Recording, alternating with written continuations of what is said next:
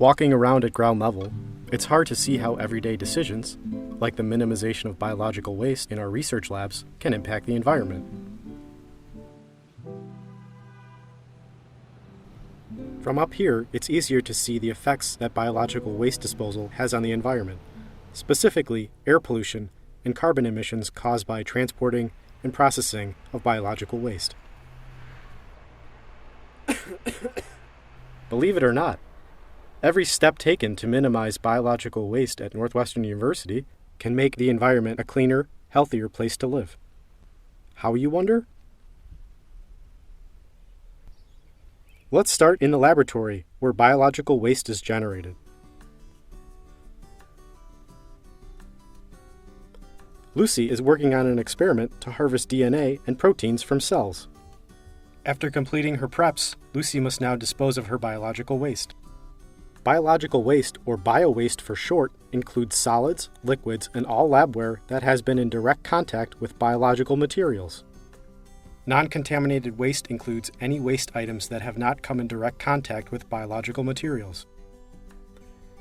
When handling bio-waste, Lucy takes the time to protect herself by wearing long pants, closed-toed shoes with socks, a lab coat, safety glasses, and disposable nitrile gloves.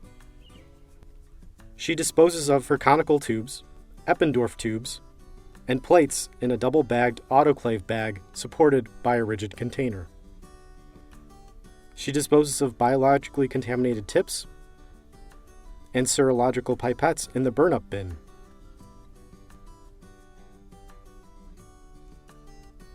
Pipette sleeves are not biologically contaminated, so Lucy disposes of them in the everyday trash. She disposes of non-contaminated cardboard packaging in the recycling container. Disposing of waste items in the proper containers is a practice called waste segregation. By practicing proper waste segregation, Lucy prevents non-contaminated laboratory items from going in the bio-waste bins, therefore minimizing her biological waste output. So, how exactly does biological waste segregation protect the environment? Transporting and processing biological waste is an expensive and energy-intensive process. At the Chicago campus loading dock, clean, empty bins are unloaded from the truck. In the back, used full bins are ready to be loaded onto the truck and transported to the bio-waste processing facility.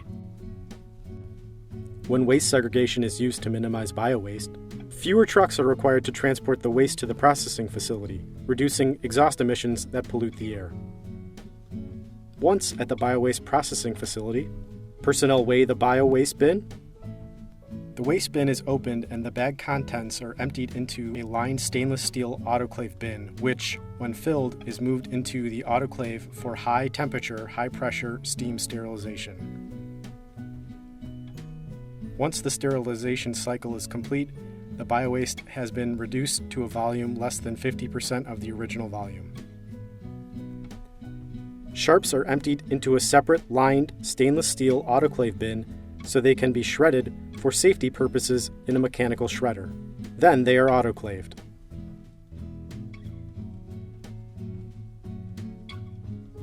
The waste is transported to a landfill to be buried. The empty waste bins are washed and transported back to Northwestern University for use again. As you can see, processing biowaste requires a lot of electricity, and oftentimes this electricity is generated at fossil fuel power plants that emit harmful air pollutants. When you take the steps to minimize biowaste, carbon emissions, air pollution, and environmental damage are all minimized. Now, let's take a look at how to properly segregate biowaste so that you can help make our environment a better place to live.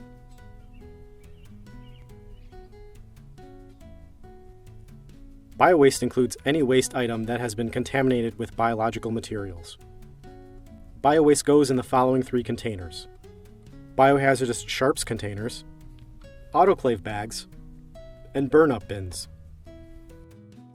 Biohazardous sharps waste includes glass Pasteur pipettes, syringes with or without needles,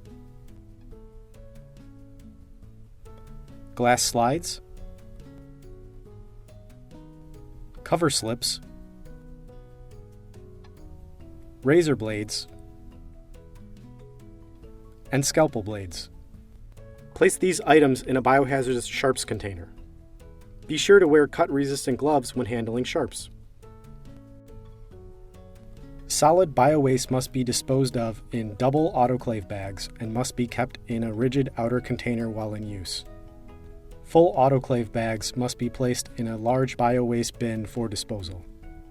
Solid biowaste includes plastic tubes, empty plastic bottles, plastic petri dishes, flasks, contaminated paper and tissue pieces, gauze,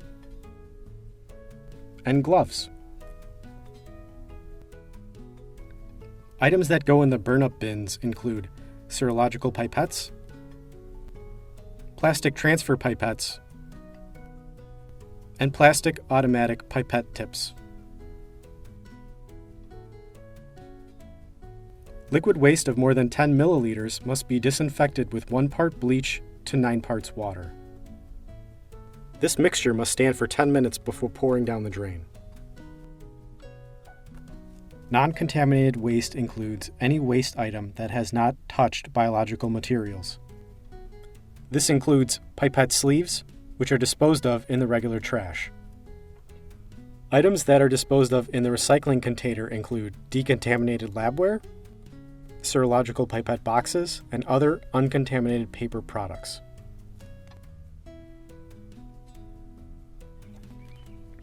Now that you know the rules of proper waste segregation, it's in your hands to minimize your biological waste output and protect the environment.